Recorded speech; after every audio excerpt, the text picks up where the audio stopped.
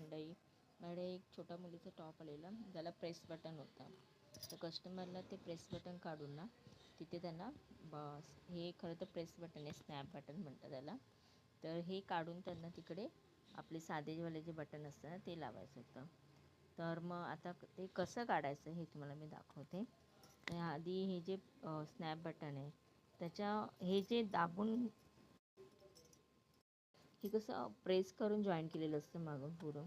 तर त्यासाठी आधी ह्याला तर आपण लूज करायचं पूर्णतः.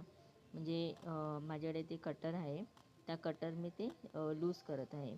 दोन्ही साईडून मागून पुढून दोन्ही साईडून मी ते लूज करते. असं लूज करता आहे ना, मग ते आपोआप आहे ना लूज होऊन तो कपडा साईडला होतो आणि मग ते बटन निघून जातं.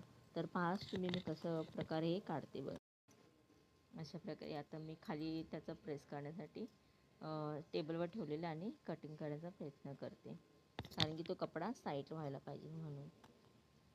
थोडा वेळ लागतो, पण नंतर मग ते इझिली बघा अशा प्रकारे लूज झालेला कपडा आणि तो साईडून असा निघून जातो.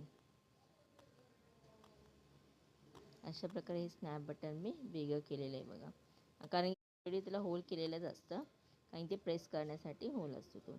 अशा प्रकारे हे बघा बटन खराब झाले आता, आणि मग त्याला आता मी नवीन बटन लावणार आहे. ही माझी आयडिया जर तुम्हाला आवडली असेल तर नक्की ट्राय करा.